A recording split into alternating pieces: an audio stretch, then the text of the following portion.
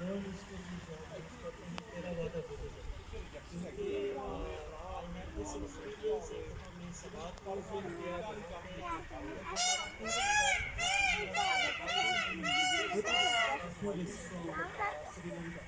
तो वो उनको बता रहा था बार बार जब वो न्यूज़ में बात करता रहा कि Hinayana Hinayana Buddhist.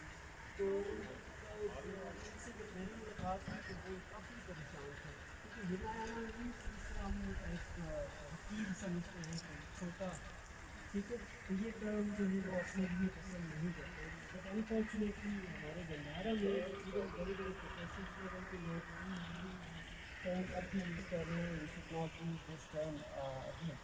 The proper term is Theravada Buddhism.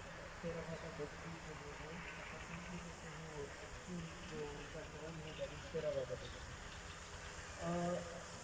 उसके बाद फिर जब हम buddhism shows the difference of Mahayana art and architecture and the spread of Buddhism in India. तो जब हम गंधारा और बुद्धिज्म की बात करते हैं तो for the first time Buddhism reached here in this region during the reign of Ashok.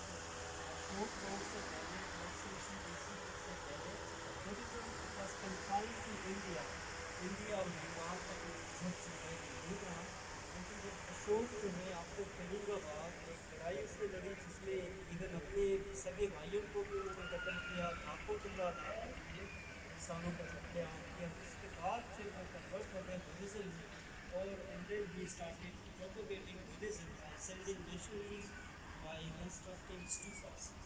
तो उसके उसी दौर में यहाँ पे गंधारा और कश्मीर की जब हम बात करते हैं, the missionary who came here to propagate Buddhism or to introduce Buddhism, his name is mentioned as मदयंतिका। तो मदयंतिका वो पहला मिशनरी था जिसने यहाँ पे पहली दफ़ा गंधारा रीजन में और कश्मीर रीजन के अंदर आके जो है वो